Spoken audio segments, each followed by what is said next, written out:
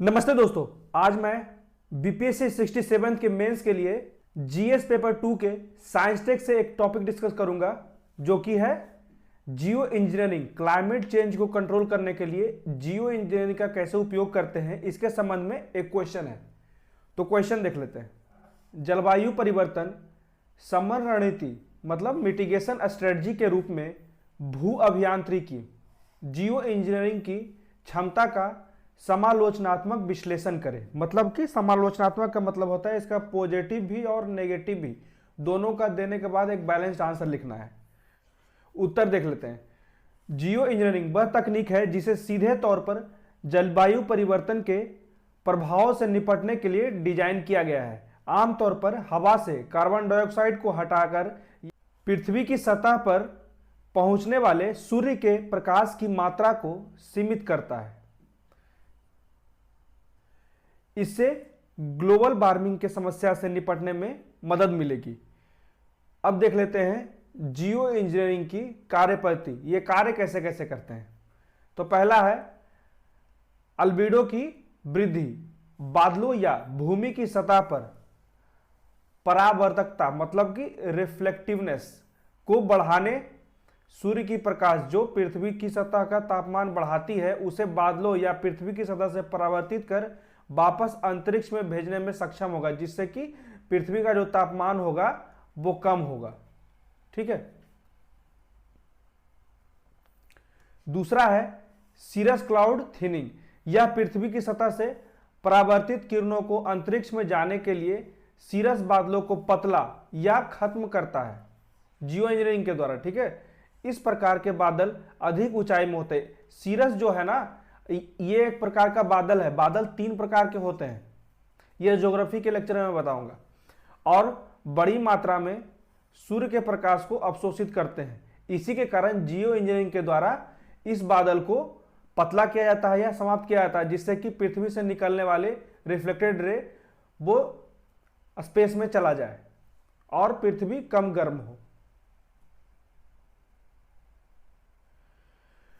तीसरा पॉइंट है ambient air capture, ऐसी बड़ी मशीनों का निर्माण करना जो वायु से कार्बन डाइऑक्साइड को सीधे हटाकर या संग्रहित करने में सक्षम हो। तो इसका एक झलक दिखा देता हूं। ये देखिए, ये है कृत्रिम ट्री।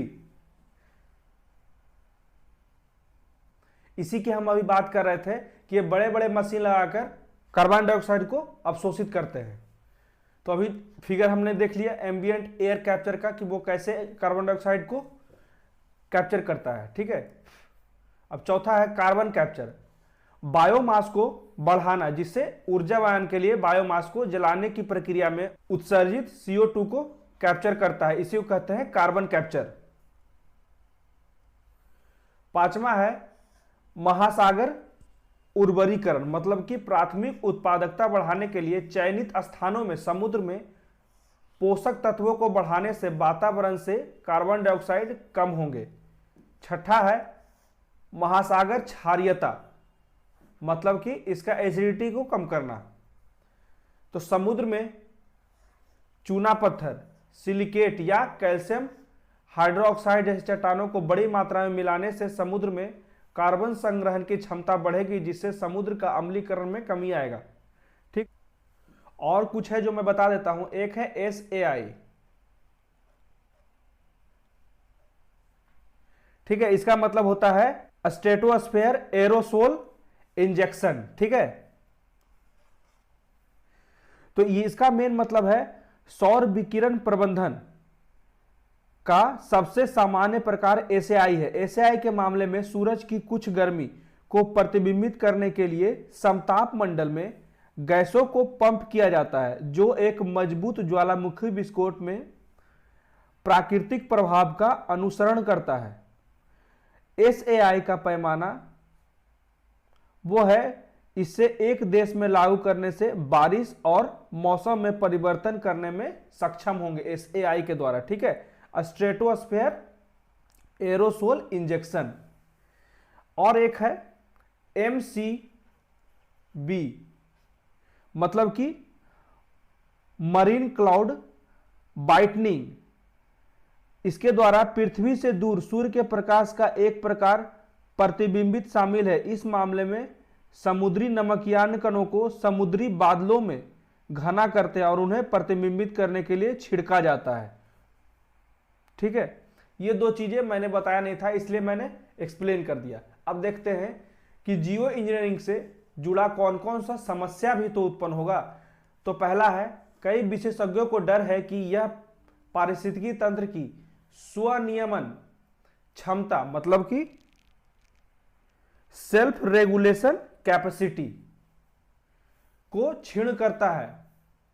दूसरा हो गया, कुछ वैश्विक उत्सर्जन में तुरंत बड़ी मात्रा में कटौती, जैसे अभी इतने सालों में हमारा तापमान 1 से 1.5% बढ़ा है पृथ्वी का, ठीक है, और अचानक से हम कोई ऐसा तकनीक यूज कर लें जिससे कि हमारा तापमान फिर से 1% घट जाए, तो जितने भी जीव जंतु हैं वो इसके अनुकूल हो गए हैं, उसे तो समस्या उत्पन्न हो जाएगी, चाहे वो पेड़ पौधे हो या कोई भी जीव जंतु हो।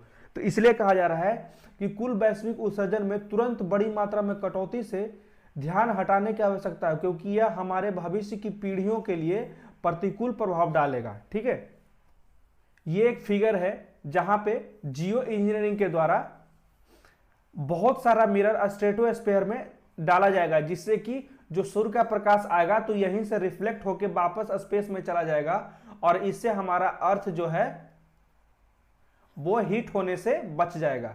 ठीक है, इसका मेन कॉन्सेप्ट ये है, बहुत सारी मात्रा में इसको कहा जाता है कि मिरर्स की गोलीबारी की जाना। ठीक है, अब आगे देख लेते हैं। यहां लिखा हुआ भी है, shoot mirrors into a space,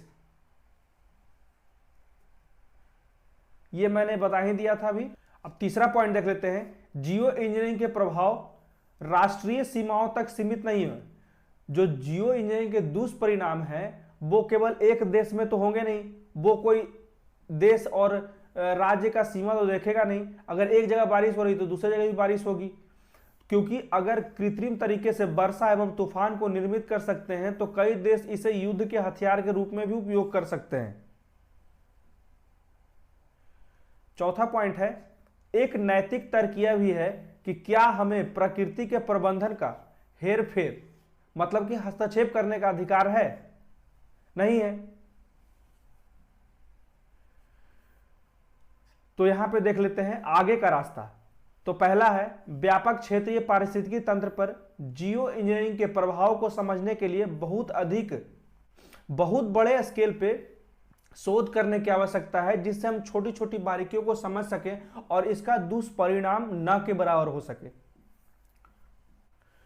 दूसरा पॉइंट है, भारत को जियो इंजीनियरिंग प्रौद्योगिकी के उपयोग के लिए वैश्विक स्तर पर प्रचार प्रसार में महत्वपूर्ण भूमिका निभाएगा। इसके अलावा शैक्षणिक और अनुसंधान संसाधनों के लिए अंतर्राष्ट्रीय संस्थाओं के बीच सहयोग की आवश्यकता भी तो है। इसमें जो संसाधन उपयोग हो, किसी एक देश के पास तो पूरा का पूरा आपूर्ति नहीं हो पाएगा, इसके लिए पूरे वैश्विक स्तर पर सभी को एकजुट होना पड़ेगा, जिसमें भारत बहुत ही महत्वपूर्ण भूमिका निभा सकता है बड़े बड़े देशों को एकजुट करने में, एक मंच पे लाने के लिए।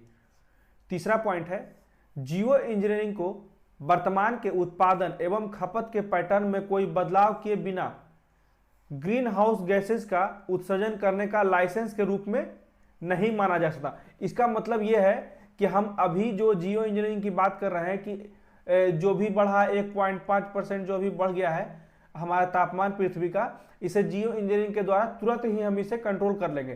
तो जितने बड़े बड़े कंट्रीज हैं और जितने बड़े बड़े इंडस्ट्रीज हैं वो धड़ल्ले से जो बड़ी मात्रा में ग्रीन हाउस गैसेज का उत्सर्जन कर रहे हैं वो उन्हें रोकेंगे नहीं, क्योंकि उन्हें तो पता है कि यह विकल्प हो गया, पर यह विकल्प नहीं है, ये एक पूरक है, क्योंकि इससे बहुत सारे ड्रॉबैक्स भी सामने आएंगे, इसके प्रतिकूल प्रभाव भी होंगे। ठीक है, तो इसलिए इसे एक लाइसेंस नहीं मानना चाहिए कि मतलब कि चलो एक ऑप्शन मिल ही गया है इसे कंट्रोल करने के लिए, जितना मर्जी हो ग्रीन हाउस गैस को उत्सर्जित करते रहे, इमिशन करते रहे। अब हम निष्कर्ष देख लेते हैं।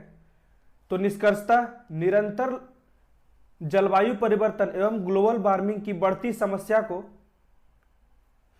कम करने के लिए जियो इंजीनियरिंग सक्षम है, लेकिन इसका भविष्योन्मुखी प्रभाव अत्यंत खतरनाक है। अतः प्रकृति के प्रबंधन को मानव द्वारा हस्तक्षेप की कोई आवश्यकता नहीं, सिर्फ मानव लालच के लिए प्रकृति को नष्ट करना छोड़ दे तो प्रकृति स्वतः स्वच्छ हो जाएगी। ठीक है, ये था हमारा कंक्लूजन। ये कोट लिख दिया हूं, आप जब ऐसे लिखेंगे तो उसमें भी उपयोग कर सकते हैं। अगर कोई ऐसे नेचर के द्वारा हो या फिर प्रकृति पे लिखना हो तब। प्रकृति हर व्यक्ति की जरूरत को पूरा करने के लिए पर्याप्त संसाधन प्रदान करती है, लेकिन हर व्यक्ति के लालच को नहीं। महात्मा गांधी के द्वारा यह दिया गया कोट है। ये मेरा उत्तर था। कैसा लगा प्लीज कमेंट करके बताएं। मेरे वीडियो को ज्यादा लाइक करें, शेयर करें, मेरे चैनल को सब्सक्राइब करें। Thank you so much.